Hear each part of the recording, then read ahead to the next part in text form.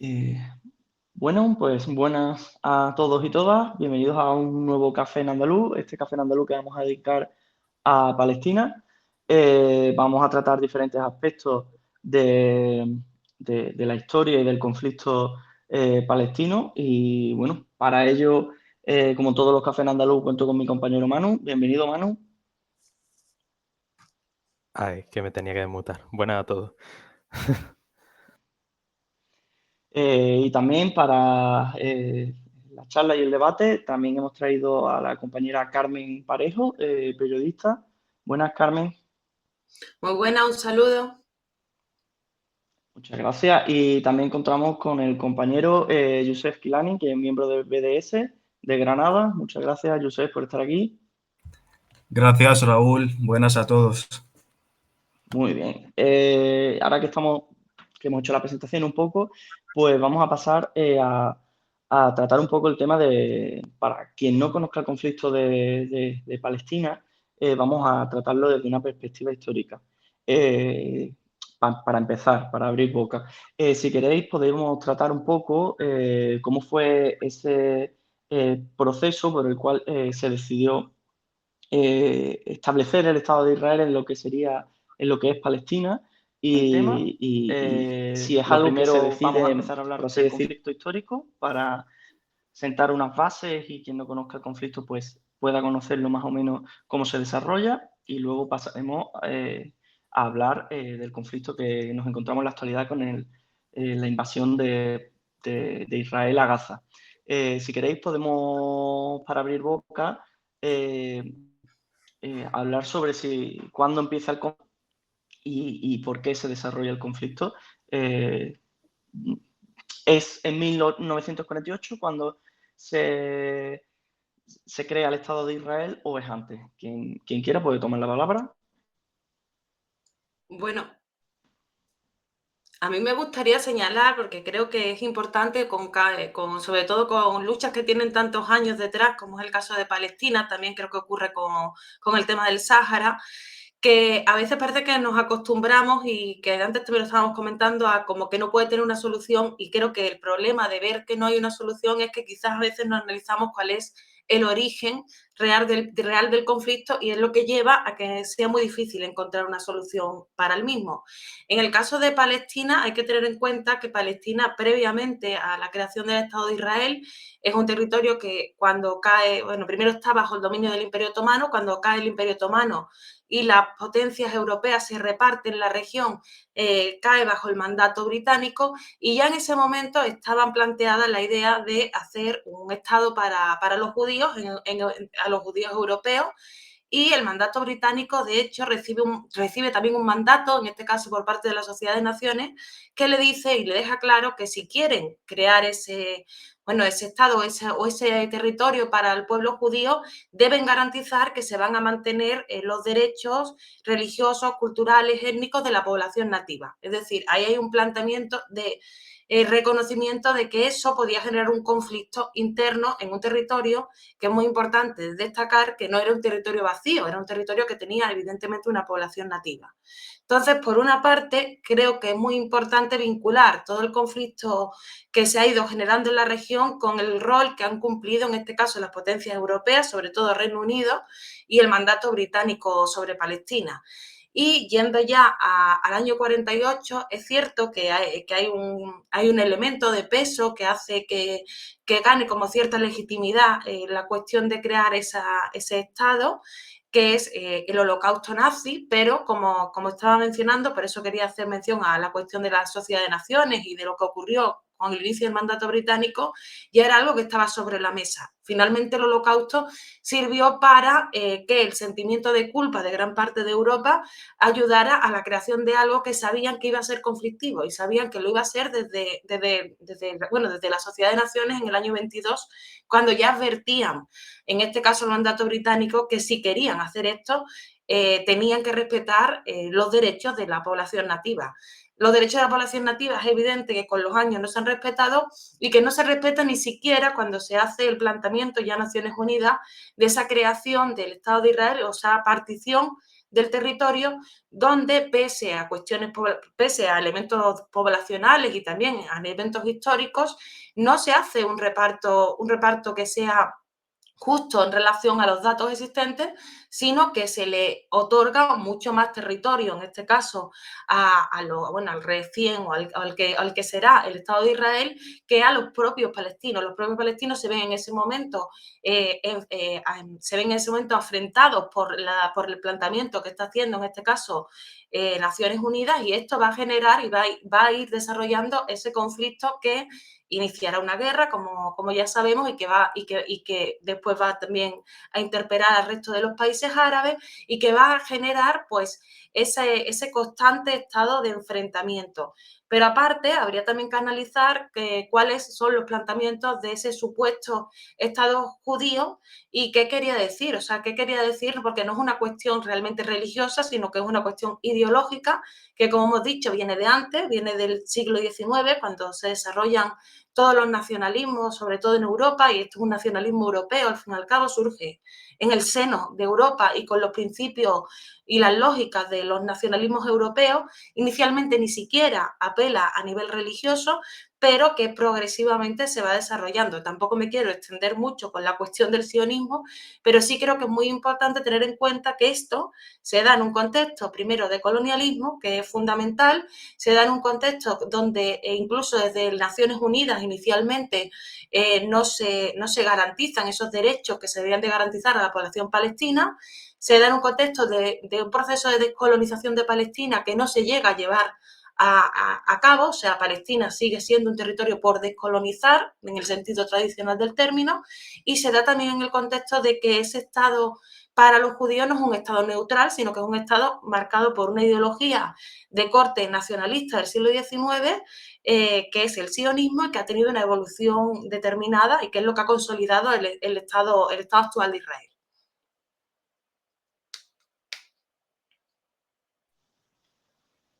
Muy bien, si quiere Yusef continuar. Hola, muy buenas a todos, a Manu, Carmen, Raúl y el programa. Gracias por invitarnos a hablar sobre este tema. Lo que tocas no solo a los palestinos, también afecta a toda la humanidad. Primero quería, antes de profundizar en el tema de la ocupación de Palestina y cómo empezó la ocupación, y un poco de la historia de la OLP, lo que es el representante único legítimo del pueblo palestino, quería señalar algunos datos y estadísticas muy importantes de que desde el 7 de octubre hasta el día de hoy, cuántas masacres ha cometido el ente sionista en la Franja de Gaza. No solo en la Franja de Gaza, pero también en Cisjordania, porque la ocupación es en toda Palestina, no es solamente en la Franja de Gaza. Pues en la Franja de Gaza teníamos a más de o casi 15.000 mártires, eso es el mínimo. Entre ellos más de 6.000 niños y niñas y más de 33.000 heridos y 4.000 detenidos y 44.000 edificios y instalaciones destruidas totalmente. Y tenemos a casi 2 millones de desplazados en la Franja de Gaza. Y en Cisjordania tenemos a casi 300 mártires y tenemos casi 3.000 heridos. Y cuántos desplazados, como casi 1.500 desplazados dentro de Cisjordania. Entonces, estos datos nos muestran que no estamos en una guerra, ¿no? Estamos enfrentando un genocidio, un masacre total contra el pueblo palestino. Y delante todo el mundo, ¿no? Que la ONU reconoce el derecho de resistir de las naciones. El pueblo palestino es incluido dentro de esas naciones. Bueno, antes de hablar de ese tema, de la resistencia, podemos preguntarnos, Hamás, ¿por qué hace lo que hace? ¿No? ¿Por qué Hamás? Lo que se dice en los medios ahora solo están enfocando a Hamás, ¿no? En la Franja de Gaza hay muchas facciones de resistencia, no solamente Hamás. Eso hay que tenerlo claro. ¿Por qué decidió? Pues porque tenemos una ocupación, tenemos un ente en Palestina, tenemos un proceso de colonización que todavía no ha parado. Como hemos dicho, no solamente en Franja de Gaza, sino también en Cisjordania. Aquí recojo de la resolución 1514, aprobado el año 1960. Dice que todos los pueblos tienen el derecho de libre determinación. En virtud de ese derecho, determinan libremente su condición política y persiguen libremente su desarrollo económico, social y cultural. Entonces, si la ONU reconoce el derecho de la resistencia, ¿por qué vemos esta manipulación, vamos a decir, deshumanización? Lo que es literal, lo que dijo un ministro israelí, creo que es el ministro de la defensa, de que estamos enfrentando a humanos animales. Así. Eso es deshumanización de los palestinos, ¿no? Pero esos estadísticos que he mencionado muestran como no se necesita evidencia, como estamos mostrando al mundo que tenemos mártires. No, eso pasa delante de todos los ojos del mundo. Como hemos llegado a que nos estamos buscando evidencias de que nos están matando, nos están masacrando, que está pasando un genocidio. Hemos llegado a este punto, lamentablemente. Voy a hablar un poco sobre vamos a decir, que en los medios mayoritariamente occidentales que enfocan a qué es el conflicto, Hamás y Israel. No, eso oculta toda la historia antes del 7 de octubre, que no empezó en el 7 de octubre, empezó mucho, mucho más antes. Es lo que un poco más adelante vamos a profundizar un poco.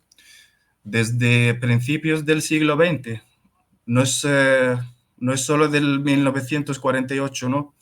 1948 se declaró el Estado de Israel, la ocupación israelí, pero eso tomó un proceso muy, muy largo, muy extenso, que cojó desde principios del siglo XX e incluso desde la primera conferencia del movimiento sionista convocado por Theodor Herzl en 1897.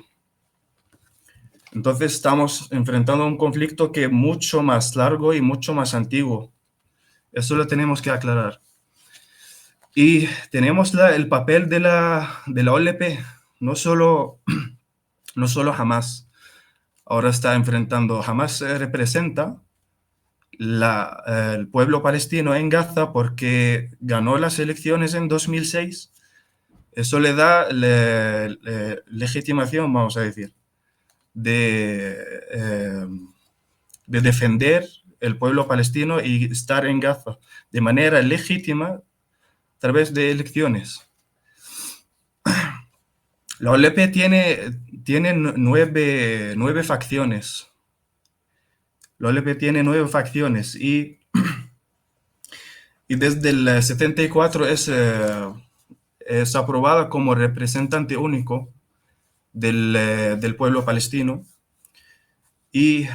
Pero eso tomó un proceso largo de cambio dentro de la estructura del OLP, hasta que ahora ni Hamás ni la yihad islámica no son partes de la OLP, porque la OLP tomó un proceso en los años 90, un proceso de paz, acuerdos de Oslo, declaradas en el 93.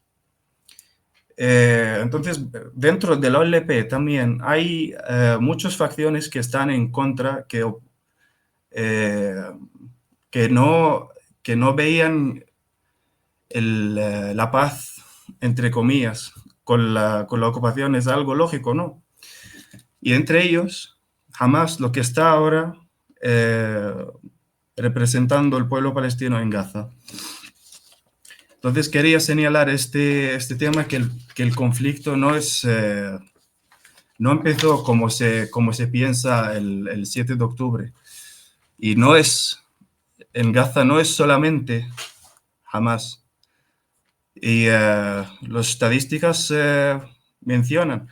Ahora, hoy mismo ha salido noticia de que fueron 4 líderes de Hamas, de la ala militar, de su ala militar, las brigadas de Ezzeddin al-Qassam, el mártir Ezzeddin Qassam. Hoy fueron declarados martirizados 4 líderes. Al otro lado tenemos casi 16.000 civiles, ¿no? Entonces, los 16.000, todos son militantes. 6.000 niños y niñas, todos son militantes. Eso tenemos que pensarlo bien. Ahí, si queréis, dejo este punto para abrir más y construir más sobre el debate. Y muchas gracias, y volvemos a construir más sobre este debate, y volvemos un poco al tiempo de la declaración de la ocupación y el proceso antes de crearlo.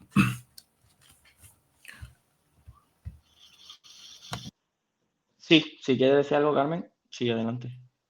Yo lo único que iba a decir es que hay algunos puntos, y un poquillo volviendo al tema anterior, que me parecen interesantes comentar, como por ejemplo que el surgimiento del sionismo, que como bien habéis comentado, aparece en el siglo XIX y es un movimiento sobre todo asociado a los nacionalistas de judíos. Es curioso porque donde menos acogimiento tiene ese proceso, al principio, por supuesto, ahora ya no tanto. Ahora ya está más asimilado por gran parte por muchos judíos, incluso religiosos. Es que al principio el movimiento es rechazado por los propios religiosos judíos. No es hasta tiempo después que ya empiezan a asimilarlo también como propio. Incluso hoy día tenemos los grandes movimientos antisionistas judíos son de movimientos ultraortodoxos o hasídicos o jaredín, como se llaman. Y luego también y luego le ha comentado Carmen que efectivamente empieza en el siglo XIX y empieza por el propio Imperio Otomano, que permite muchas veces a los propios judíos europeos comprar tierra en Palestina para iniciar una especie de colonato, es decir, compran las tierras, van allí, llevan familia y empiezan así. Es un movimiento tímido, pero que me parece curioso cómo empieza. Así que dejo la palabra ya para Carmen, que quiere comentar algo. Yo era en relación con lo que estaba comentando Youssef de la cuestión de la resistencia palestina, porque, bueno, Palestina, para empezar, aunque es verdad que no, porque una de las cuestiones que se suele plantear desde la propaganda sionista es que parece que Palestina, al no haber podido ser un Estado independiente nunca, porque estaban invadidos por distintos imperios, parece que no existía como una realidad cultural, nacional, incluso podríamos plantear en relación con eso, ¿no? Parece que Palestina no existía, por lo tanto no existen los palestinos, que es una forma de otra vez vender la idea del territorio vacío. En Palestina, a lo largo de los años, no solamente por la resistencia con respecto, en este caso, a la ocupación sionista, sino ya incluso previamente, pero sobre todo, evidentemente, en los últimos 70, 80 años, hemos visto cómo se han ido desarrollando pues, múltiples corrientes políticas, ideológicas, de distintas con distintas visiones, por ejemplo, el Frente Popular para la Liberación de Palestina, que son marxistas, también tienen una escisión que no recuerdo bien, si creo que se llamaba Frente Democrático para la Liberación de Palestina. Después también está, por supuesto, Fatah, está Hamas, que Hamas surge además en el año 86, 87, o sea, es algo reciente en comparación con otros movimientos que tienen mucha más trayectoria, yihad islámica, etcétera. Lo que quiero decir es que es un compendio de muchas corrientes ideológicas que realmente se coordinan por una situación clara de ocupación y de un intento de limpieza étnica de su territorio, que dentro de la limpieza étnica puede o no perpetrarse un genocidio, pero la limpieza étnica es evidente. O sea, la diáspora del pueblo palestino deja constancia de que hay un planteamiento de limpiar étnicamente ese territorio, y lo hay desde el origen. No es que esté ocurriendo a partir del 7 de octubre, sino desde antes. Y después también me parece importante señalar que en el año 2017 Hamas modera un tanto sus planteamientos religiosos, y lo hace en relación con distintas reuniones que se dan entre todas las facciones de la resistencia palestina, porque estaban buscando un momento de unión precisamente para continuar con su lucha anticolonial, anti-apartheid, que es la que están viviendo ahora. Eso nos puede resultar extraño si no conocemos cómo funciona una lucha anticolonial. En las luchas anticoloniales, lo normal es que distintas corrientes político-ideológicas se unan para combatir, en este caso, al invasor. Y solamente era dejar eso un poco, porque es verdad lo que comenta de que se intenta identificar toda la cuestión con Hamas, porque es una forma de ocultar la historia y también, de alguna manera, de hacer una caricatura de lo que es la resistencia palestina en su globalidad.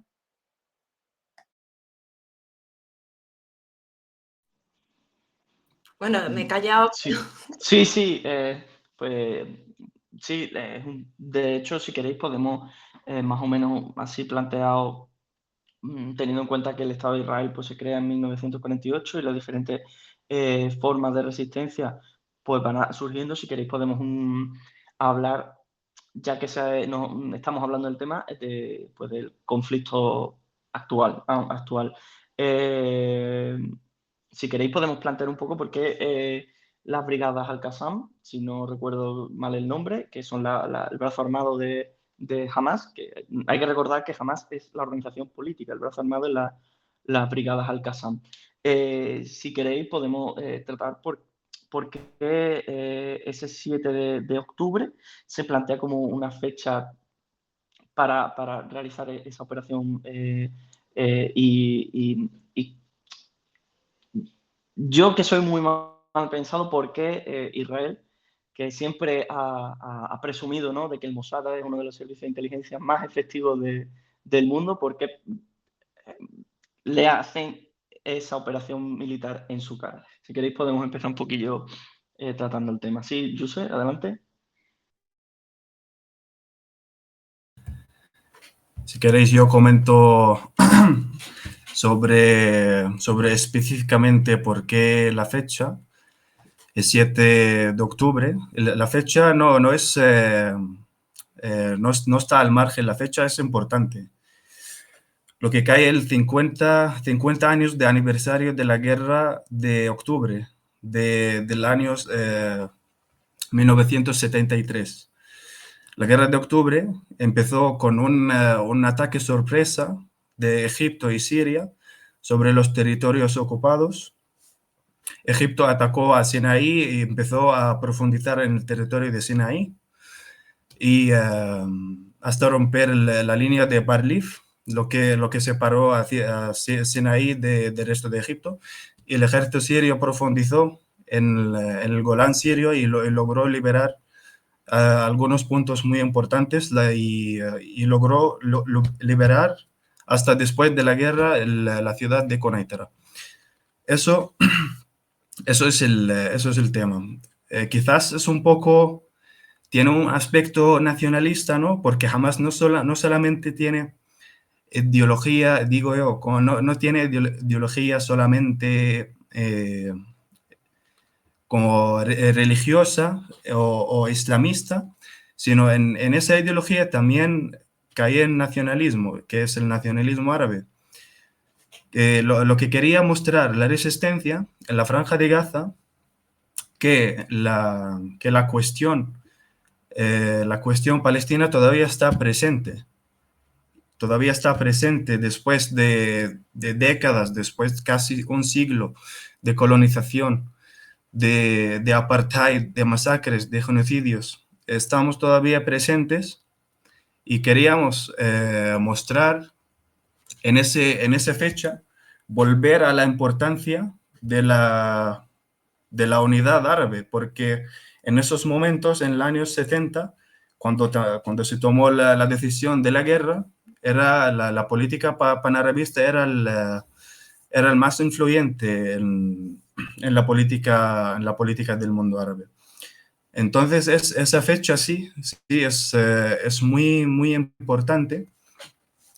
Y además, volver hace que el mundo vuelva a la conciencia, ¿no? Porque casi la causa palestina antes había un proceso de paz de muchos países árabes, de Sudán, Emiratos Árabes, en los acuerdos de Abraham, y Egipto ese era el primer país árabe que reconoce a Israel en finales de 70s, y Jordania, y había también encuentros en Arabia Saudí entre delegaciones israelíes y en Riyadh, con los oficiales saudíes, también con Bahrein, con Marruecos. Eso fue antes, cuando tenía un poco un proceso estar creciendo muy rápido. Normalización, hacer acuerdos con la ocupación. La ocupación ya está, es una realidad. No podemos cambiar la realidad, pero en esos momentos de desesperación de los palestinos, y no solo los palestinos, sino todos los pueblos árabes, casi en todos los países árabes salieron a las calles después de la guerra, los acontecimientos del 7 de octubre. Casi todos los países árabes, los pueblos salieron a las calles pidiendo a los gobiernos normalizantes, porque no todos, hay algunos gobiernos como toman la acción, como hemos visto Yemen, lanza los misiles a los territorios ocupados a través del Mar Rojo. Entonces las masas salieron pidiendo a los gobiernos de que no queremos ninguna relación con la ocupación, queremos apoyar la resistencia palestina porque es el derecho legítimo.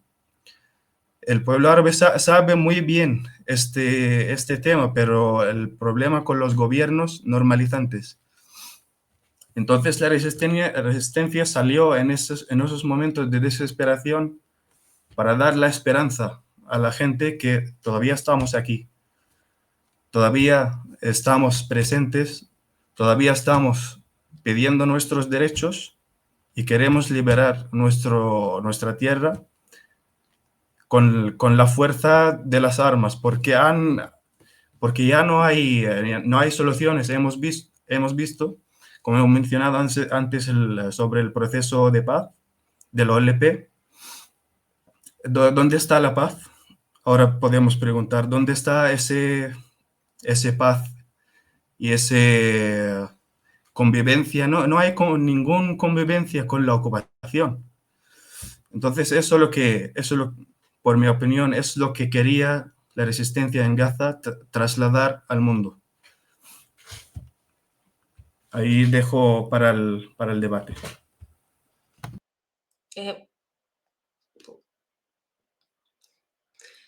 Sí, bueno, coincido con lo que ha comentado, Yousef, y además es que lo ha conseguido en el sentido de, creo que se ha puesto en evidencia una vez más lo que es la entidad sionista de Israel.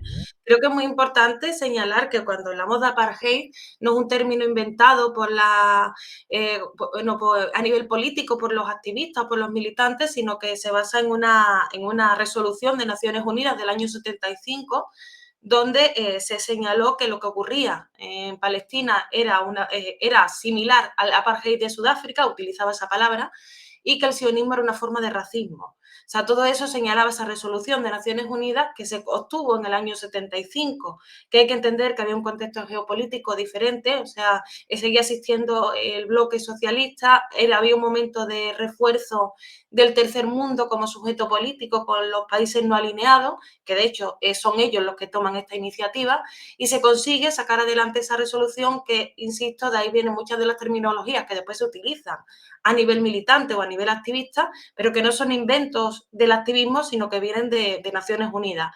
Y bueno, esa resolución en el año 91, o casualidad, o sea, cuando cae la Unión Soviética, la anulan en Naciones Unidas, pero aún así hay como más de 70 resoluciones de Naciones Unidas señalando lo que es y lo que está ocurriendo y lo que lleva ocurriendo durante mucho tiempo por parte de la entidad sionista de Israel. Es muy importante señalar esto porque es imposible hablar de convivencia cuando la esencia del régimen israelí, o sea, la esencia del propio Israel es hacerse y colonizar un territorio que está habitado. En el momento en el que estamos hablando de eso, estamos hablando de una colonización de colonos y por lo tanto no se puede convivir en esa situación, porque en el caso de que los colonos dejaran de estar colonizando, tampoco tendrían interés, serían ellos los primeros que se marcharían. O sea, realmente estamos hablando de un contexto que imposibilita esa convivencia. A partir de los años 80, estoy ya yéndonos a Israel, el propio Israel desclasifica parte de sus propias informaciones sobre lo que ocurrió cuando se crea el Estado de Israel. Y esto creó una tendencia dentro de Israel, que es la de los nuevos historiadores israelíes, y dentro de esos nuevos historiadores israelíes, un sector importante que yo creo que destacaría a Ilan Pappé, que es bastante referencial en este sentido, se convierten realmente en los primeros críticos, en los críticos más intensos dentro de Israel con respecto a lo que es el sionismo y a la imposibilidad de convivencia entre colonos y colonizados. Esto es algo que es imposible, ¿no? Es como si queremos comparar la cuestión de Palestina con algo, la podemos comparar con Argelia. Entonces, realmente es imposible, es como si quisiéramos decir que la solución sería ser colonia francesa y a la vez no serlo. Es completamente absurdo. O estás colonizado o dejas de estarlo. Si dejas de estarlo, el papel del colono no tiene sentido y, por lo tanto, el régimen sionista tampoco tiene sentido ni se puede perpetuar. Por lo tanto, aquí hay que elegir o una cosa o la otra. Y este planteamiento, insisto, también se empieza a desarrollar mucho desde la parte israelita, desde israelitas que han nacido allí y que empiezan a darse cuenta de que a nivel colectivo forman parte del opresor, por mucho que ellos no quieran. Entonces tienen dos opciones en medio de ese contexto: o rechazas formar parte de esto y por lo tanto te conviertes en el mayor activista en contra del sionismo, o te derechizas, que es un poco lo que ha ocurrido. Si vemos la tendencia habitual del régimen israelí, actualmente tienen el gobierno más reaccionario de su historia, pero es una evolución natural porque la única forma de justificar una ocupación en el año 2023, una ocupación de una colonización de colonos, que es algo muy antiguo y que solamente se perpetúa en contextos muy raros en la actualidad, es derechizando tu ideología, es fascistizándote, por así decirlo. Y es esto lo que estamos viendo en Israel. Y es esto también lo que incluso dentro de Israel se empieza a cuestionar. Yo creo que otro elemento importante para el 7 de octubre es esa debilidad interna que tiene Israel. Yo creo que Netanyahu, que estaba comentando por qué Netanyahu se deja hacer, creo que pensó que le iba a venir bien, porque iba a conseguir con ello una especie de unidad dentro de su población, por llamarlo de alguna manera, porque estaba en un contexto de clara debilidad. Es un gobierno creado con varias alianzas, con 5, me parece que son 5 partidos, a cada cual más reaccionario que el anterior. Después de venir de varias elecciones, Israel no está en su mejor momento.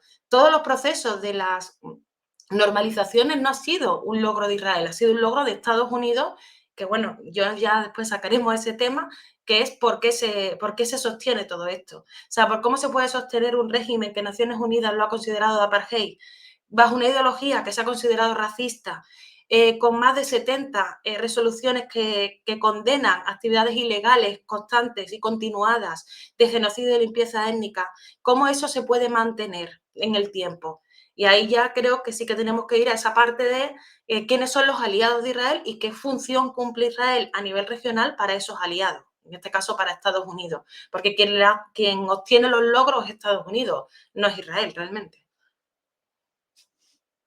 No sé, ¿cómo lo veis ustedes? Yo quería haceros una pregunta porque me está pareciendo muy interesante lo que comentáis y lo hemos hablado un poco antes.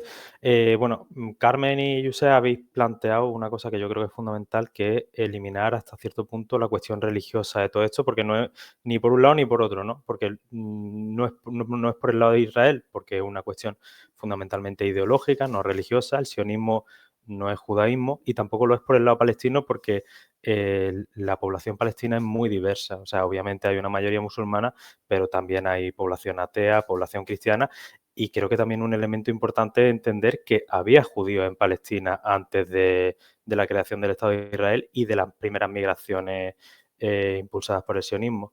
Entonces, planteáis también la comparativa con el apartheid de Sudáfrica. Al final en Sudáfrica la solución, bueno, si podemos llamar solución a lo que se ha llevado hasta ahora, porque realmente en Sudáfrica los blancos, los Boers, ¿no? Siguen teniendo privilegios sociales, económicos, pero bueno, ha habido un avance dentro de la situación en comparación a la época del apartheid.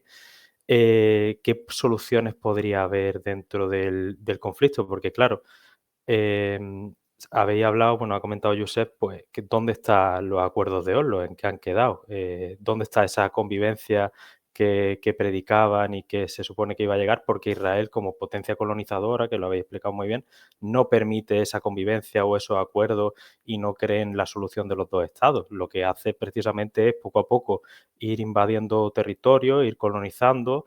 Los que estaban al lado de la Franja de Gaza no eran precisamente civiles normales y corrientes, sino que cumplían una función dentro de ese papel colonizador. ¿Qué soluciones viables? Porque claro, ¿cómo hace dentro de esa lógica de que Estados Unidos no va a permitir que Israel desaparezca? ¿Cuál es la solución o qué solución le veis al conflicto en los próximos años? No sé si alguno quiere empezar o si planteáis dudas o lo que veáis.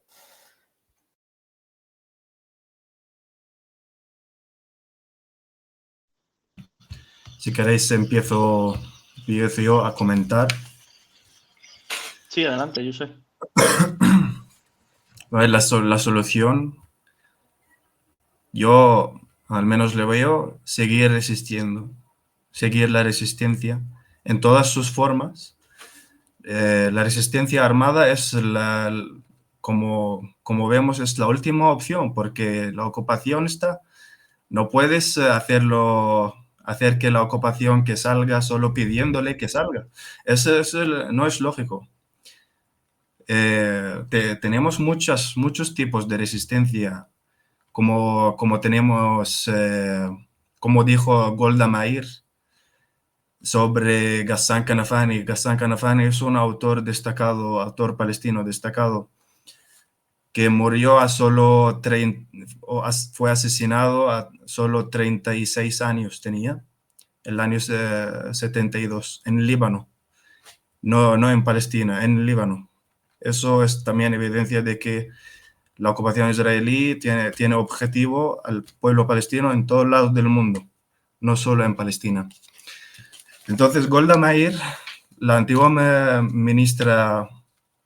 primer ministra israelí, dijo de que también tiene miedo del arma de la cultura. Es lo que estaba haciendo Ghassan Kanafani. Entonces, la cultura, saber aumentar la conciencia a la gente, es forma también de resistir. No podemos ir al mismo lugar y resistir, por ejemplo, en Palestina, porque podemos resistir en muchas formas, y dentro de esas formas voy a mencionar el tema del boicot y la importancia del boicot, tanto académico como económico, y todas las formas de boicot deportivo también. Eso es lo que podemos hacer desde nuestros lugares, ¿no? Es el mínimo que podemos hacer. Por ejemplo, no compras este producto y ya está. Así tú haces diferencia, ¿no? Porque si cada uno boicotea, hacemos diferencia, ¿no? No solamente, no hay que, no tenemos que tener esas ideas de que yo no hago diferencia, una persona no hace diferencia, no. Tú como persona, tú haces diferencia con tu voz, con tu escritura, con tu pensamiento. Entonces el boicot, sobre la campaña, también voy a hablar sobre la campaña del BDS. El BDS es también, como han mencionado los compañeros sobre el apartheid de Sudáfrica, el movimiento BDS es inspirado del movimiento BDS a Sudáfrica. Lo que quiere decir boicot y desinversiones y sanciones a Israel. Es inspirada por los movimientos de boicot al apartheid de Sudáfrica. Entonces también es parte de las maneras que podemos combatir la ocupación. Y tiene muchos logros la campaña BDS. Solo voy a mencionar algunas. Tenemos a la compañía de Orange, deja el mercado israelí totalmente. Tenemos a SodaStream, que anunció el cierre de su fábrica en la colonia ilegal israelí de Mishor Adumim, después de una campaña de boicot de alto nivel contra la compañía. Y después tenemos la universidad, sobre el boicot académico, tenemos un logro muy importante que también salió desde Sudáfrica en apoyo a Palestina, que es la Universidad de Johannesburgo en Sudáfrica, cortó lazos con la Universidad Israelí Ben Gurion en respuesta al llamado de más de 400 académicos y profesores. Y tenemos a mociones en favor del BDS y sus iniciativas que han sido aprobadas por más de 50 ayuntamientos en España y por otros ayuntamientos en Europa, en Reino Unido, Australia, Suecia, Noruega e Irlanda. Eso es todo presión del movimiento BDS. Y también, y en respuesta a la opinión pública y a las campañas, la Unión Europea ha introducido reglas que le prohíben financiar compañías israelíes y organismos establecidos en colonias ilegales. Eso salió de la Unión Europea con presión del BDS. Y tenemos, ahora mismo hay algunas compañías estamos enfocando a boicotear para sacar los resultados, los máximos resultados. Entonces, desde aquí, como llamo al boicot, ya hago un llamado a toda la gente, lo que están escuchando, que se organizan, que se asumen al movimiento boicot y boicotean y no consuman todas las empresas que financian a la ocupación israelí y financian el genocidio. Entonces, cuando compras un producto, tú estás apoyando al ejército israelí en sus genocidios contra el pueblo palestino. Entonces tenemos a McDonald's, esa campaña.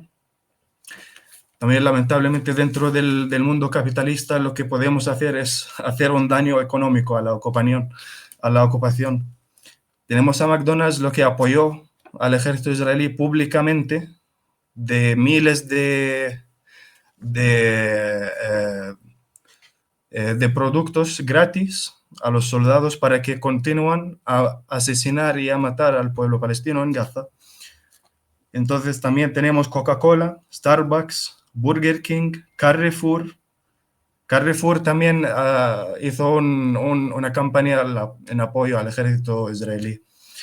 Y SodaStream, Sabra, Eden Springs, Cosméticos Sahaba y la compañía informática de Hewlett Packard, HP.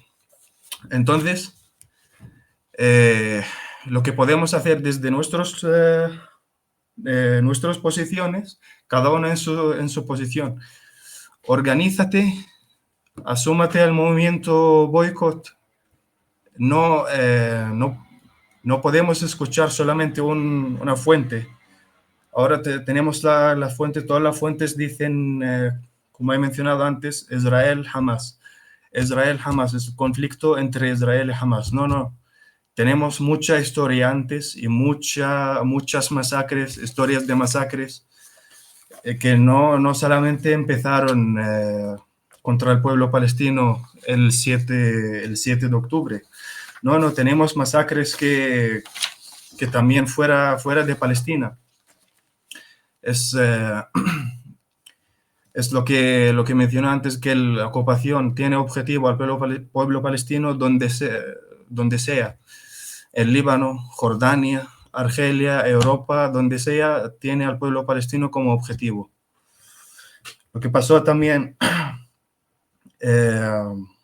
voy a mencionar un masacre, como es evidencia, sobre los campos de Sabra y Shatila, en Beirut, en Líbano, en septiembre de 1982. Eso después de invadir al Líbano, que invadieron otro país árabe. Murieron más de 3.000 palestinos, además de cientos de heridos. Eso solamente en un par de días, una semana, que cometieron esas masacres. Tenemos muchas más, en muchas aldeas, muchas ciudades. Tenemos en Tiberíades, tenemos en el Lod, tenemos en Dawaima, Beersheba, en campo de refugiados del Burej, en la Franja de Gaza, tenemos en Kibia, esto en los años 50 y 40. Y tenemos al masacre que podría ser que comenzó o inició, vamos a decir, la declaración del Estado de Israel. Que el masacre que podemos decir que empezó, como se puede marcar la declaración del Estado de Israel, es la masacre de Deir Yassin en abril de 1948, cuando murieron 360 palestinos y cientos resultaron heridos. Estamos ante un historial de masacres y ¿qué vemos? Eso, una respuesta del mundo. Los gobiernos, digo, el silencio, complicidad, no solamente el silencio, sino financiar, que se está financiando el sistema de apartheid en Palestina. No solamente están callados, no, están financiando. El día siguiente, el 8 de octubre, el día siguiente a los acontecimientos, directamente Estados Unidos anunció su total apoyo al sistema de apartheid y a la ocupación israelí y enviaron un paquete de ayudas de $8 millones eso el día siguiente. Entonces podemos imaginar desde el 48 cuánto dinero recibió de los países ricos este sistema de apartheid, ¿no? Entonces volvemos a la importancia del boicot, lo que he mencionado antes. Es la forma de lo que podemos hacer ahora mismo. No compramos de las compañías que financian el genocidio. Leemos más sobre el tema, no escuchamos solamente una fuente, escuchamos la narrativa palestina, al menos. No solamente escuchamos la narrativa israelí que se victimiza y hace la víctima, mientras tenemos las estadísticas de 16.000 personas asesinadas, más de 6.000 niños y niñas asesinadas. ¿Esto qué dice? Dice que estamos enfrentando un sistema de genocidio y apartheid muy, muy claro, que bajo la complicidad y la complicidad occidental, la complicidad de algunos gobiernos árabes.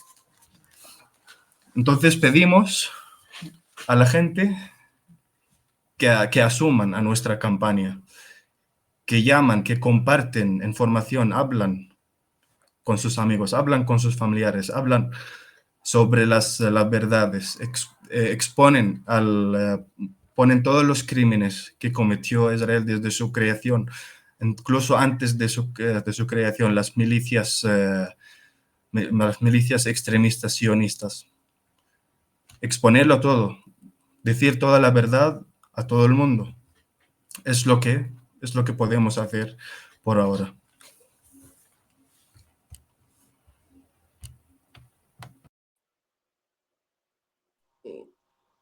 Vale, pues si quieres podemos comentar, Carmen, si quieres comentar algo tú. Yo Con lo respecto... único que iba... Bueno, Sí. vale. Habla tú. No, adelante, habla tú. Bueno, no, yo quería decir que además de, por supuesto, que el boicot es necesario, pero creo que para la solución o sea, hay más elementos que están, no solamente ya lo que podamos hacer desde aquí, sino cosas que están pasando allí, que están pasando en el mundo, que creo que son importantes porque yo sí creo que hay una solución para todo esto. Pero para empezar, sí me gustaría citar una frase de Frantz Fanon, revolucionario, nacido en Martinica y nacionalizado argelino.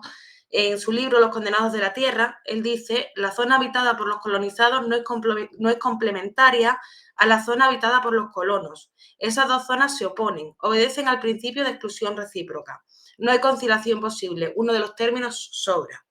Es decir, yo no creo en una solución de dos estados, porque además creo que hoy en día sería inviable. O sea, lo que era el territorio palestino está completamente atomizado.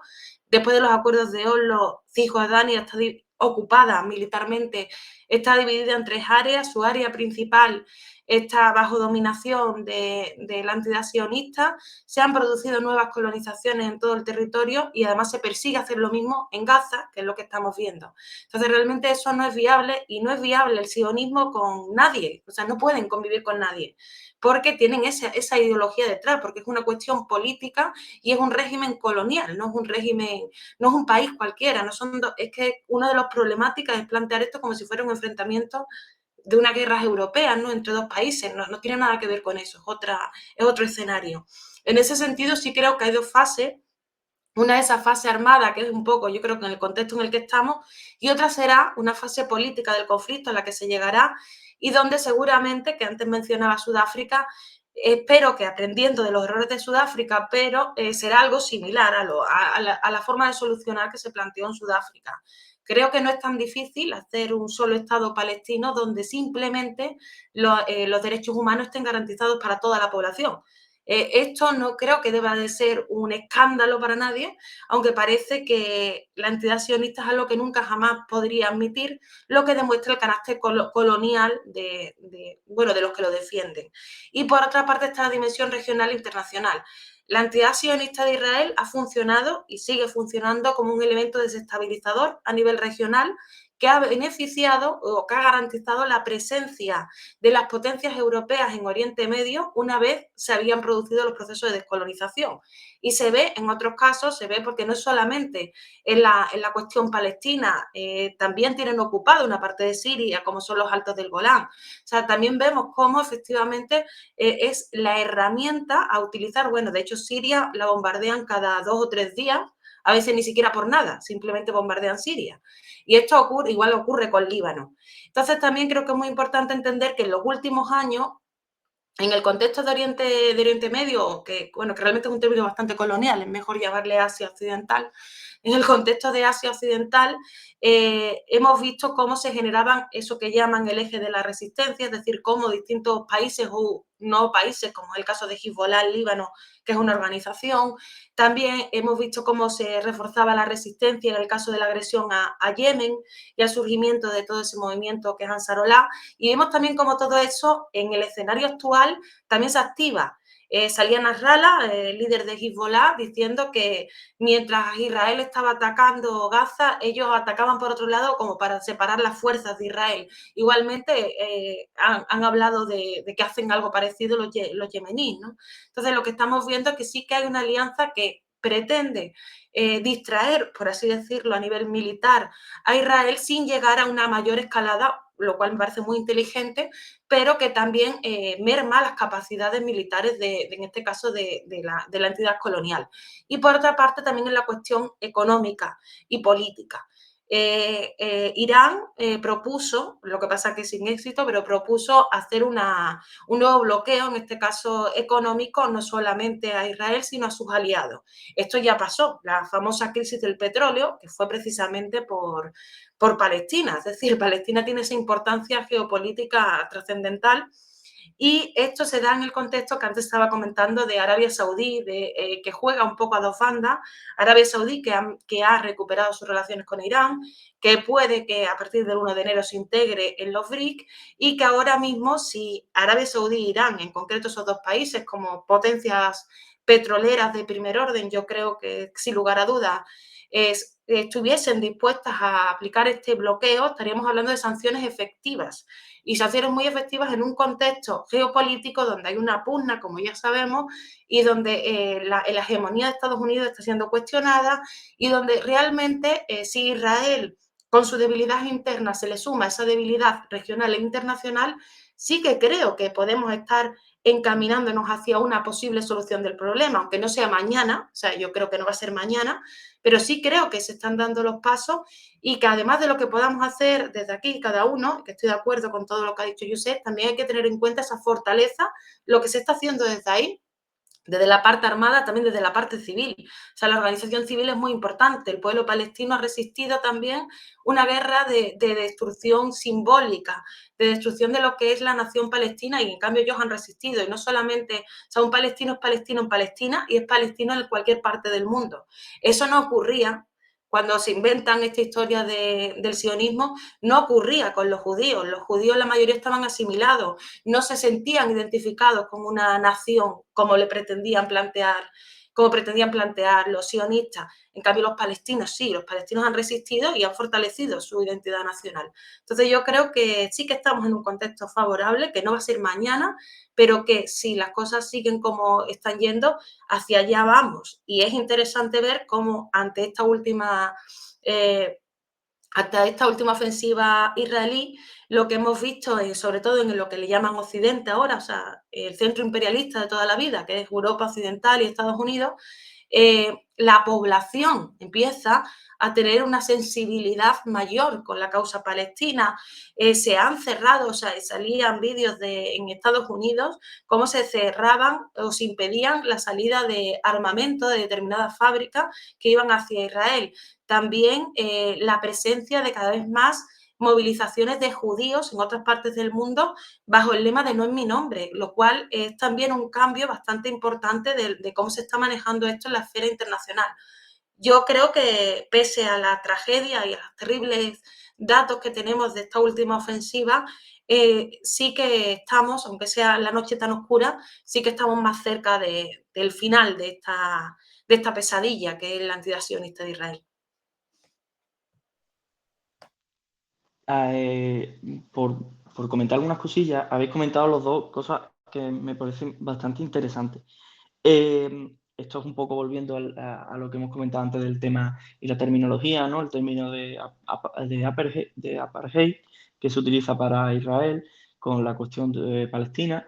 También se ha llegado incluso no sé ya si desde organismos internacionales, creo que no, el término de uso también de patustanes, es decir, de lo que los estados que serían falsamente autónomos para la población negra en Sudáfrica, pues aplicarlos también para lo que sería pues, el Estado palestino en lo que sería Israel.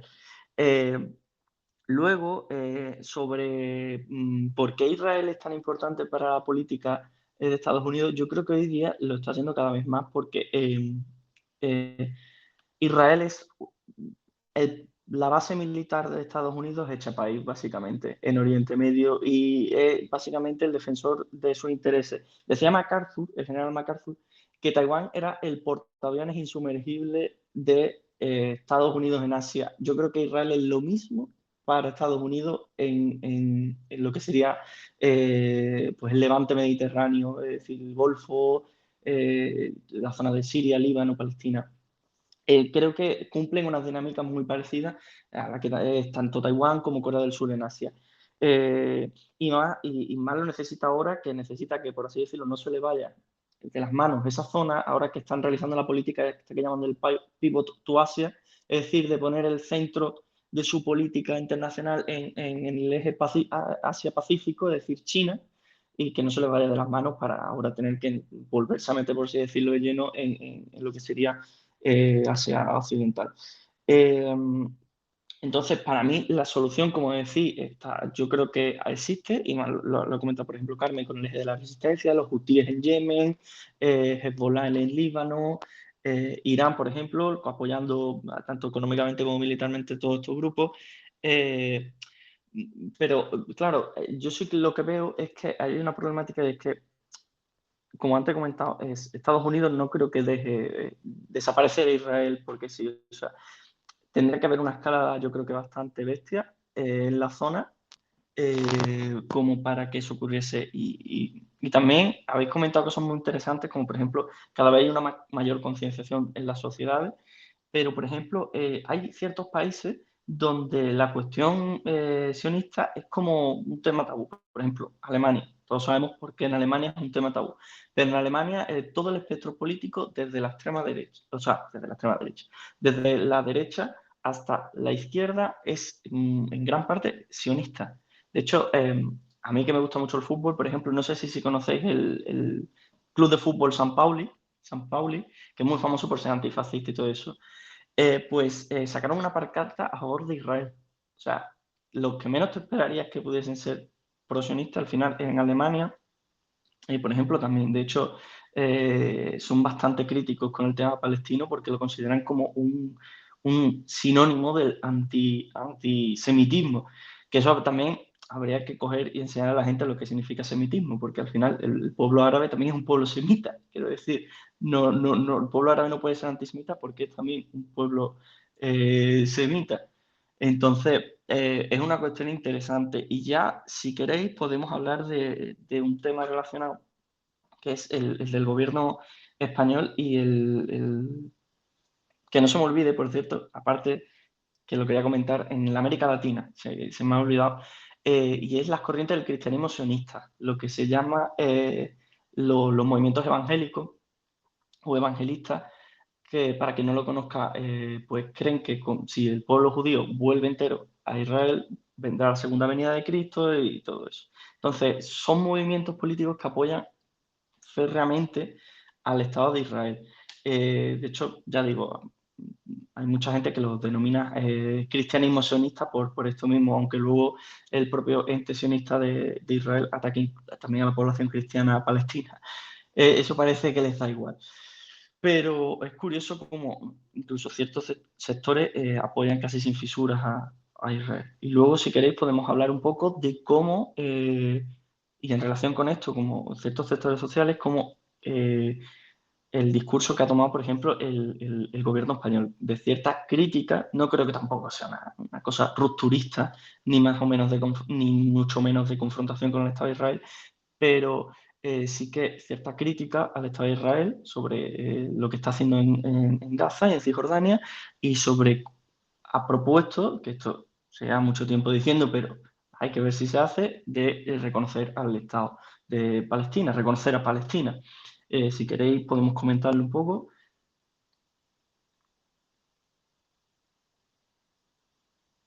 Quien quiera, Jose, adelante.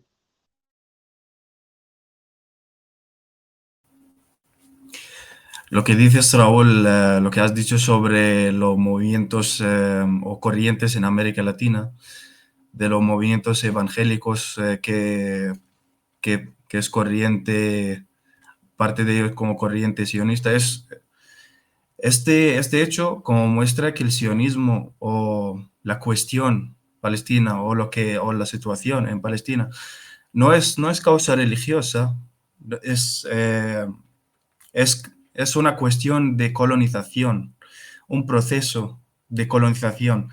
No es la narrativa común como musulmanes en contra de los judíos. No. que Palestina, como ha mencionado, creo que Manu, ha mencionado que en Palestina es un país diverso, que no solamente, obviamente que la mayoría es musulmana, pero es un país diverso, que el sionismo eh, es bajo la idea de juntar la religión con la raza, de que hay una raza judía, es la raza superior, lo cual es puro fascismo, puro nazismo, podemos decir. Y voy a mencionar algo, una cosa muy importante desde mi punto de vista, de que la entidad sionista ahora está temblado, el espíritu de los soldados israelíes está templada. Si comparamos el espíritu de los combatientes palestinos en contra de los soldados israelíes, nadie quiere, de los reservistas, quiere ir a la frontera con Gaza. Tienen miedo, porque podríamos decir de que el avance tecnológico que tienen por las ayudas occidentales, mayoritariamente por Estados Unidos, les han hecho creer de que ya hemos alcanzado a un nivel de que no tenemos miedo de nada. Pero lo que pasó el 7 de octubre, cruzaron la frontera de Gaza hacia los asentamientos, los combatientes palestinos, toda la comunidad de la ocupación se tembló.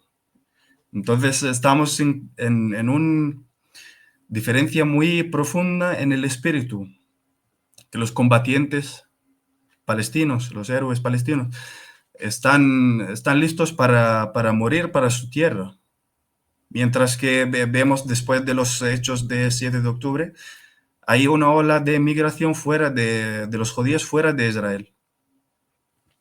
Entonces estamos frente de una diferencia de espíritus muy, muy profunda.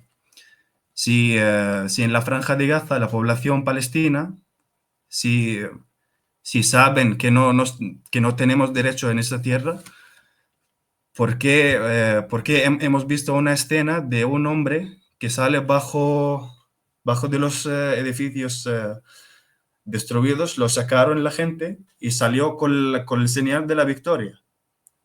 Eso que señala que el pueblo de Gaza no quiere salir de su tierra, que es su tierra.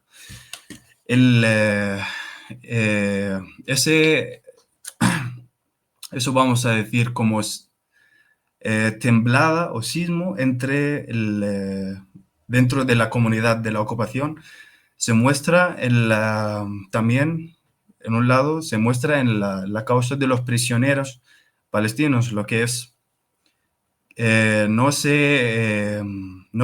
casi no se menciona en los medios occidentales. Ahora se están centrando el trato de los rehenes. Se menciona que Hamas se enfoca a que Hamas, como decimos, se enfoca a que Hamas solo tiene a 200 detenidos israelíes. Eso, pero no se menciona que en los cárceles israelíes hay más de 7.000 palestinos, ¿no? En Cisjordania, en los cárceles de los territorios ocupados. Tenemos a más de 7.000 palestinos en las cárceles de la ocupación israelí. Eso ¿por qué no estamos escuchando sobre ese tema, ¿no? Y entre ellos 62 mujeres y 200 niños y niñas. También los niños y niñas se etiquetan por la ocupación personas menores de 18 años. Están registrados así en los cárceles. Y voy a trasladar lo que dijo la Embajada Palestina en Madrid sobre una ley que se llama la ley de detención administrativa, que permite a cualquier policía o soldado israelí detener a cualquier palestino en cualquier momento.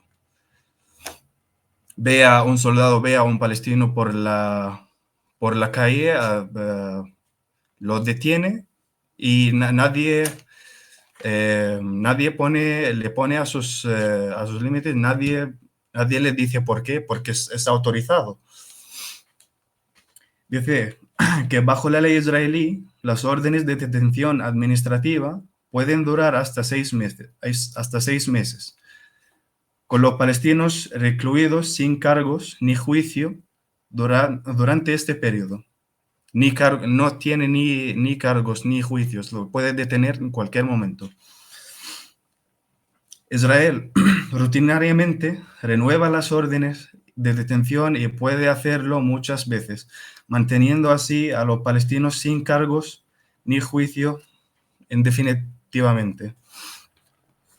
Hay algunas instituciones palestinos que se crearon por la causa de los detenidos, como la Autoridad de Asuntos de los Prisioneros, el Club de Prisioneros Palestinos, la Fundación Ad-Damir para la Atención de los Prisioneros y los Derechos Humanos, el Centro Wadi Helwe, que documentaron que más de 2.000 casos de arrestos en Cisjordania, incluida Jerusalén, durante el mes de octubre. Eso solo el mes de octubre, ¿no? 2.000 detenidos, incluidos 145 niños y más de 55 mujeres. Entonces, cuando pasaron los acontecimientos, vemos que en Cisjordania 2.000 detenidos, ¿no? ¿Eso qué señala? Señala que la ocupación sabe que hay un peligro, que está en peligro, que su existencia está cerca de terminar. 2.000 casos de detenidos solamente un mes. Y podemos también, tenemos algunos datos que desde el 67 tenemos a 227 palestinos fueron martirizados dentro de las cárceles. Entre ellos más de 70 prisioneros martirizados bajo la tortura física. Entonces, esos datos, ¿por qué no salen en los medios occidentales y ahora se enfoca de que Hamas tiene a 200 civiles israelíes? Eso es una cuestión, lo veo muy importante y lo veo lamentablemente oculta, que se sufre en maneras no podemos imaginar dentro de las prisiones y las cárceles israelíes. Le hacen a los prisioneros que toman fotos con la bandera israelí. Si no toman fotos, lo van a torturar. ¿Eso es comportamiento de nazismo o no? ¿O de fascismo? Y dejo para el debate.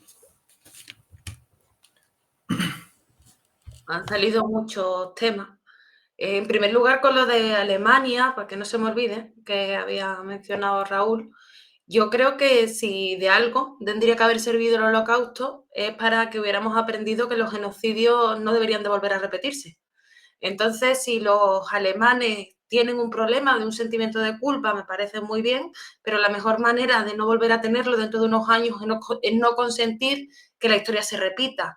Y lo que está ocurriendo con los palestinos es la repetición de la historia, porque yo creo que los genocidios están mal, sean contra los judíos, sean contra los palestinos, sea contra quien sea. O sea, un genocidio está mal en sí, ¿no? Yo creo que ese se suponía que era el aprendizaje que habíamos hecho del Holocausto y me parece muy triste que parezca que no aprendimos nada. Eso por ahí. Por otra parte, en relación con lo que comentaba José, me parece muy interesante la cuestión del intercambio, sobre todo que se plantea entre los rehenes y los presos, porque deja constancia, es otra constancia más de que, como también mencionaba al principio, de que esto no empieza el 7 de octubre y, por lo tanto, si hay un derecho a la defensa que todo el mundo se jacta de decir, el derecho a la defensa quien realmente lo está aplicando es la resistencia palestina. O sea, no lo está aplicando Israel, sino que lo está aplicando la resistencia palestina. Israel lo que hace es responder ante esa aplicación del derecho a la defensa. Entonces creo que es muy importante dejar eso claro. Igualmente con el tema de los menores, Israel no firmó la Declaración de los Derechos del Niño, ni la ratificó nunca, precisamente porque no consideran no consideran que deba aplicarse ninguna legislación para, o sea, no consideran que eso le pueda facilitar sus operaciones en Palestina, que siempre han sido la de una limpieza étnica. O sea, siempre ha sido esa. Entonces es normal, dentro de la lógica de la limpieza étnica, que no haya respeto hacia la infancia. Hay ahora mismo en el mundo como unos 50 conflictos armados o guerras abiertos y en ninguno de ellos en un mes se asesina a 5.000 niños. Esto nada más que ocurre ahí. Y esto nada más que ocurre ahí porque ahí está pasando otra cosa, porque eso no es una guerra al uso, porque eso no es un conflicto armado al uso, sino que estamos hablando de una limpieza étnica. Igualmente, también hemos visto barbaridades de las camisetas que salía de soldados israelíes con camiseta que salía una mujer palestina embarazada y era como que vale más porque son como que te cargas a dos, ¿no? O sea, ese tipo de barbaridades, yendo a la prensa israelí, incluso a medios que se venden desde aquí como un poco más abiertos, realmente lo que vemos todo el rato es una bestialización, una deshumanización del palestino y o sea, hay una intención confesa de erradicar a ese pueblo. Aquí no hay conciliación posible. Y ahí voy a lo de Pedro Sánchez. Sí que entiendo que ahora mismo, a nivel, como estábamos diciendo, a nivel internacional se está ejerciendo mucha presión al respecto de los gobernantes, lo cual es algo muy positivo. Pero para mí, a estas alturas, hablar de reconocer el Estado de Israel, ¿qué significa? O sea, yo creo que antes también estaba Raúl un poco yendo, ¿qué quieren decir con eso? ¿Qué es lo que están planteando exactamente? Eso por ahí. Y después, ¿qué significa que sigan diciendo y que sigan insistiendo en condenar los ataques de Hamás y a defender el derecho a la defensa de Israel? Significa que están mintiendo sobre la historia, que además saben perfectamente y conocen cuál es esta historia, porque esta historia ha sido documentada por Naciones Unidas, o sea, no solamente ya documentada a nivel mediático, sino a nivel internacional en el mayor organismo multilateral actualmente existente, que es Naciones Unidas. Entonces, ¿por qué mienten? ¿Por qué no dicen la verdad de cuál es el conflicto? Entonces, creo que yo no me fío mucho, aunque sí creo que es una buena noticia en el sentido de que si tratan de plantear algún tipo de propuesta o si simplemente hacen algún tipo de declaración, la están haciendo porque sí sienten que existe esa presión popular. Entonces creo que hay una pequeña victoria, pero del pueblo, en el hecho de que los gobernantes se muevan, aunque se muevan de estas formas tan hipócritas. Diferente, que ha mencionado América Latina, diferente ha sido el caso de los gobernantes latinoamericanos. O sea, Petro ha tenido un discurso bastante más intenso y bastante más claro de lo que lo ha tenido Pedro Sánchez, por ejemplo. Bolivia expulsó a Israel de su territorio, pero porque estamos hablando de un contexto de países que no están en la órbita de lo que llamamos, bueno, de lo que llamamos el centro imperialista de Europa Occidental, Estados Unidos, y que de alguna manera sienten una identificación más clara con esta lucha y la sienten de una forma más clara yo creo que por una cuestión de que es evidentemente una lucha anticolonial. Entonces, claro, desde determinadas zonas del planeta se ve de una forma más evidente, se comprende mejor lo que es de verdad el derecho a la defensa, que existe, que el derecho a la defensa armada, o sea, no estamos hablando de derecho a la defensa de cualquier tipo, sino incluso a tomar las armas, que es lo que ha hecho el pueblo palestino, y que es verdad, que es algo que es legítimo y que es legal. Y bueno, yo no recuerdo, porque como se abrieron tantos temas, ya no sé si había más cosas que se me han olvidado. Si queréis, podemos ir un poquito cerrando ya el podcast, ¿no? Ya que llevamos ya casi un buen rato y pues podemos, si queréis, tratar el último bloque que comentamos antes, que era el de... Pues bueno, el papel de Andalucía en este conflicto. Aquí podemos tratar diferentes cosas, diferentes temas, pero seguramente pues, el más importante sea el papel de Andalucía como un escenario desde donde de militar, de puertas de agresión a pueblos extranjeros, como puede ser por el tema de las bases militares de Rota y Morón. Si queréis comentar, si no recuerdo mal, no sé si uno de los portaaviones estadounidenses que partió al Mediterráneo Oriental precisamente salía de la base de Rota, si no recuerdo mal. Si queréis comentar sobre el tema, menos doy la palabra a quien quiera.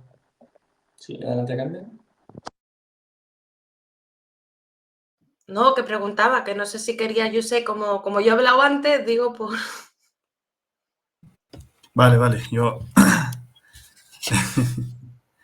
voy a comentar brevemente sobre lo que ha dicho Raúl.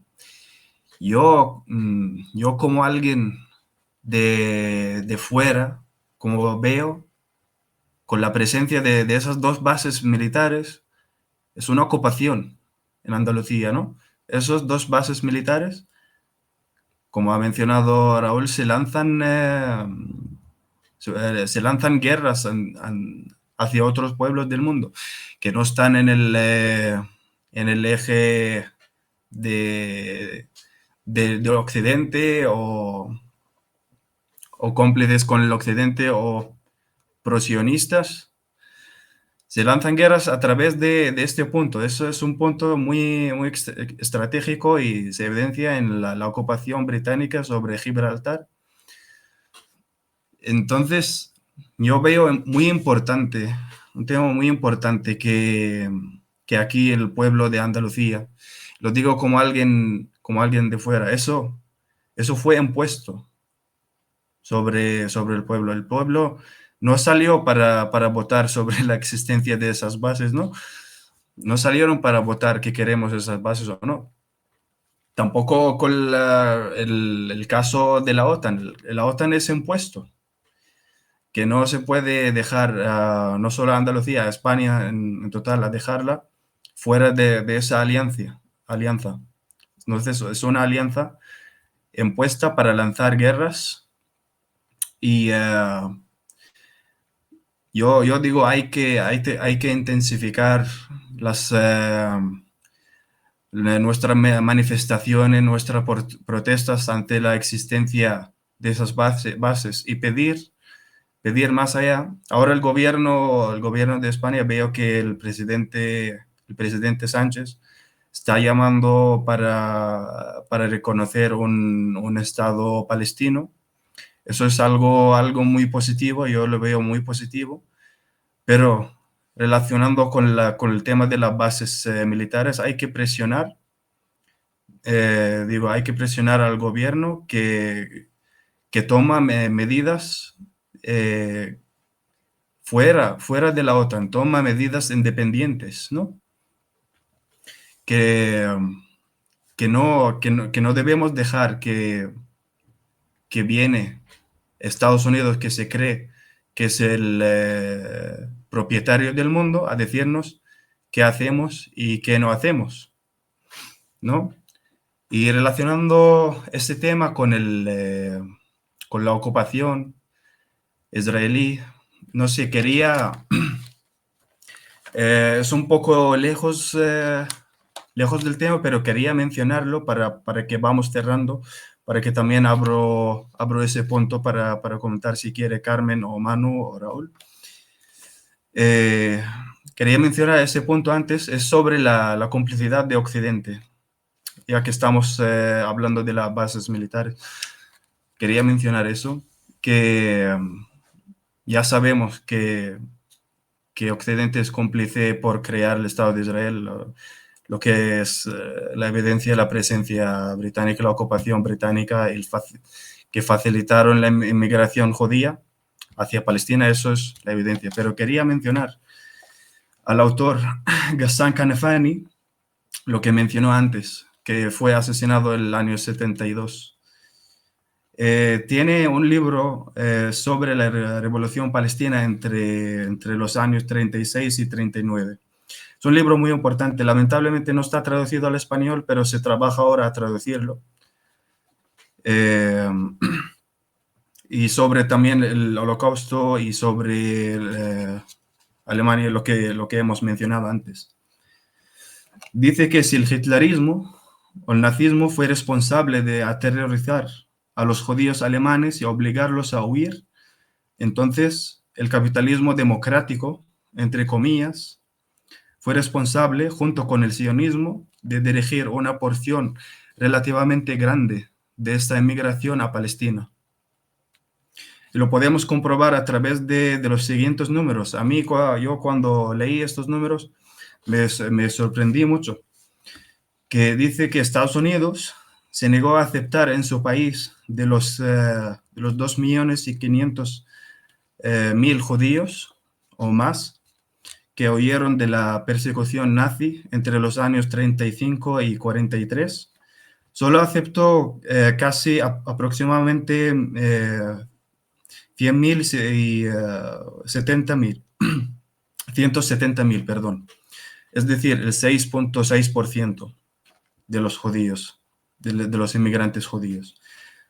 Gran Bretaña aceptó a solamente 50.000, es decir, como menos de 2% de los inmigrantes. Y Palestina, ¿cuántos tuvo que recibir? Casi el 9% de los inmigrantes, mientras que se encontró que los judíos alemanes, casi 2 millones de ellos, es decir, el 76% de los inmigrantes encontraron refugio en la Unión Soviética. Eso puede desmentir de que la Unión Soviética fue también cómplice de facilitar la inmigración judía, ¿no? Eso a mí me parece muy, muy interesante, de que se evidencia de que la colonización fue un proceso muy, muy largo y muy dirigido, ¿no? Vamos a decir, de que los judíos en Alemania huyen de la persecución, pero van a Estados Unidos. Estados Unidos cierra las puertas, van a Gran Bretaña, cierran las puertas para los inmigrantes. Entonces, también los inmigrantes judíos no podemos decir que todos que eran colonos, ¿no? También esa gente, los pobres y los trabajadores, todos están afectados de la propaganda sionista. Eso. Y se fueron obligados a ir a Palestina y empezó el proceso de la colonización. El 8, casi 9% de los inmigrantes después del Holocausto, Palestina tenía que recibir. Entonces, a mí me parece un dato muy importante, que es una pequeña muestra, una evidencia de la complicidad y dirigir la inmigración por Occidente, dirigir la inmigración judía hacia Palestina y crear el Estado de Israel, llamado el Estado más democrático en el Oriente Medio, lo que vemos ahora. Con todo lo que hemos dicho y todos los estadísticos, todo muestra la verdad de lo que pasa. Ahí dejo para construir el debate. Bueno, a mí me gustaría contestar, Raúl, pero como ha abierto también, yo sé, es un tema que me parece interesante, que es la cuestión de los civiles, ¿no? De Israel, que siempre, o sea, yo sobre todo creo que en el último mes y medio, 2 meses, ha sido una constante ese debate, y creo que hay que entender que hay 2 lógicas a aplicar, ¿no? En primer lugar, que cuando estás en una fase armada de una lucha anticolonial, los términos que se miden no son exactamente civiles o no civiles, sino colaboracionistas o no colaboracionistas. Y los colaboracionistas incluso pueden ser palestinos colaboracionistas que existen. O sea, entonces es muy difícil plantearlo desde esa perspectiva, pero otra cosa es qué pasará después, es decir, cuando se llega a una fase política.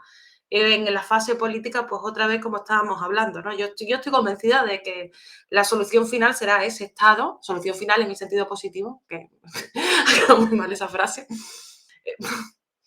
sería ese un solo Estado donde convivan, porque además estamos hablando de una región que es compleja a nivel étnico, a nivel religioso, porque Palestina se considera una tierra santa para las 3 religiones monoteístas, también para los cristianos. Es decir, es una zona donde es muy difícil que pretendan hacer un Estado étnico, religioso o lo que tú quieras y que no vaya a ser conflictivo, porque es una tierra compartida por una gran diversidad. Entonces, es necesario plantear que lo razonable, más en el contexto en el que estamos hablando, es derechos humanos para todos los habitantes de Palestina. Y creo que eso, y por supuesto, resarcir las injusticias cometidas, porque a los palestinos se les ha echado de sus casas, se les ha robado sus propiedades. Ahí habría también que plantear cómo se va a solucionar y cómo se va a hacer justicia de toda la injusticia también de carácter económico que se ha producido contra el pueblo palestino. Y ahora yéndonos al tema de Andalucía. Andalucía es una región geoestratégica también clarísima, porque por la conexión con el continente africano a través del estrecho de Gibraltar, la entrada al Mediterráneo y la salida a Europa. Pasa un poco como Palestina, es la conexión entre tres mundos. Entonces yo creo que hay que entender que los planes que había tenido, por ejemplo, la OTAN, incluso el Estado español con respecto a Andalucía, siempre han estado muy atravesados con ese valor geoestratégico y sobre todo militar que tiene Andalucía. Decías, hay 2 bases y después mencionabas Gibraltar, pero claro, si las sumamos, hay 3 bases extranjeras en Andalucía. O sea, están las 2 de Estados Unidos y la británica, porque no deja de ser eso, Gibraltar.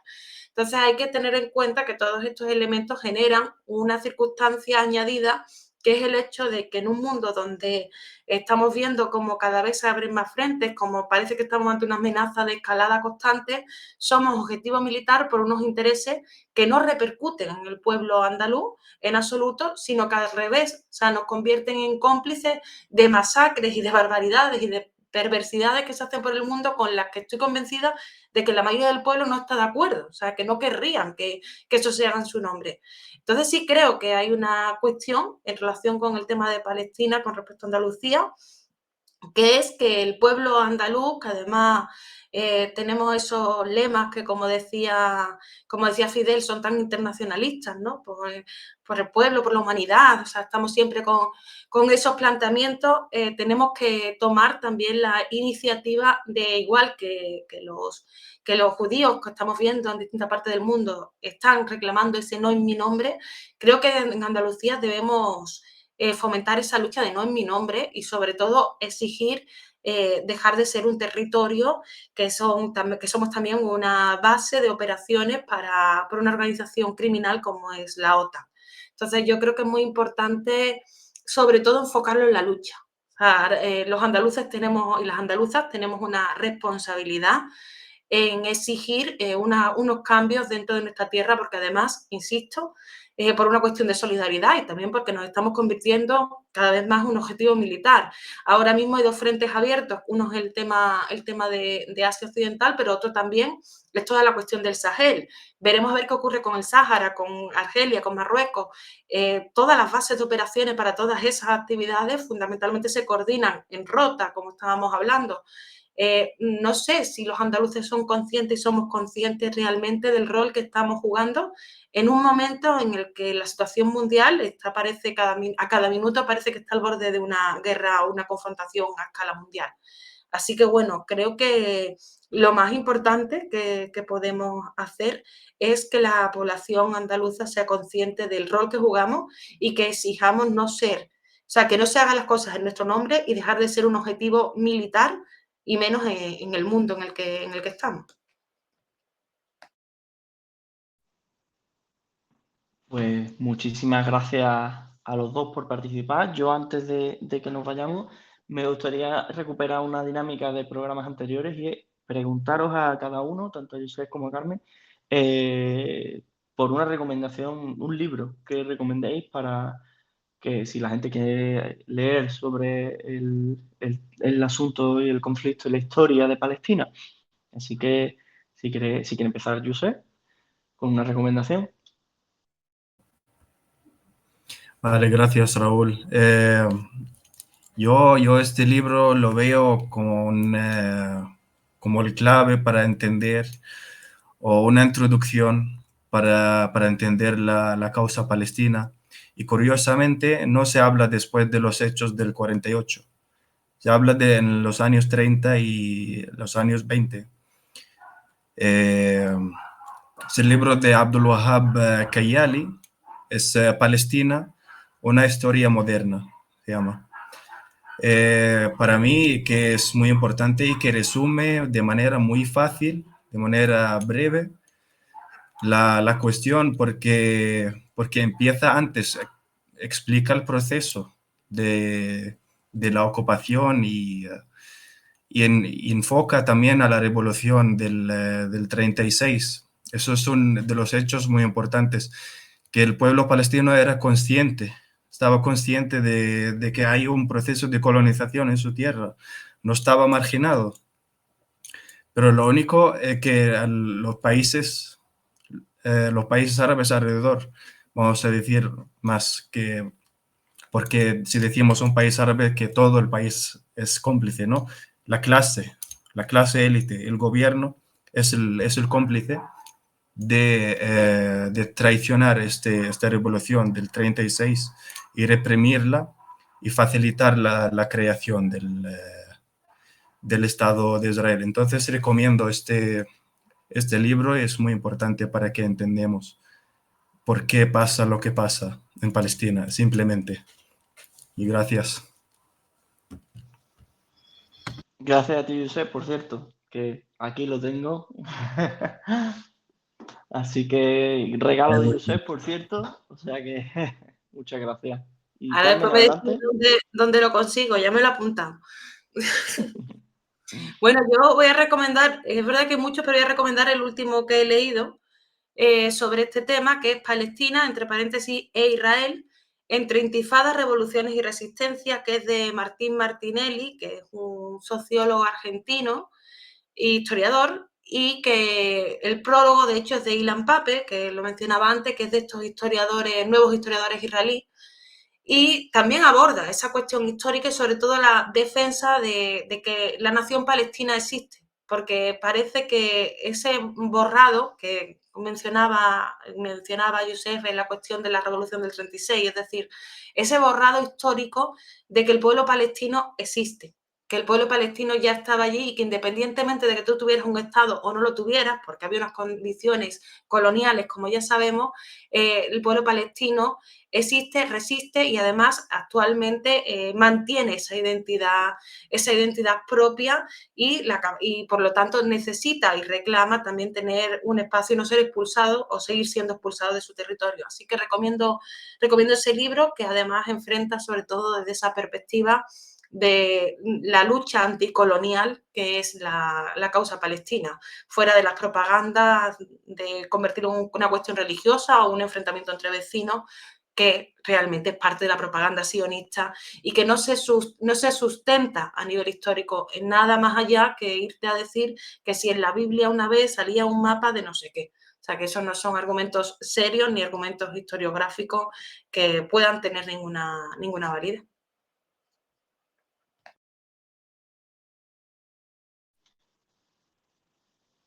Estupendo, pues muchísimas gracias a los dos, a ambos, para las recomendaciones. Y con esto vamos a ir concluyendo y sobre todo agradecer a los que están detrás de la pantalla que nos estén viendo y escuchando. Con esto concluimos el Café Andaluz de esta semana y nos vemos en la siguiente. Muchas gracias y adiós.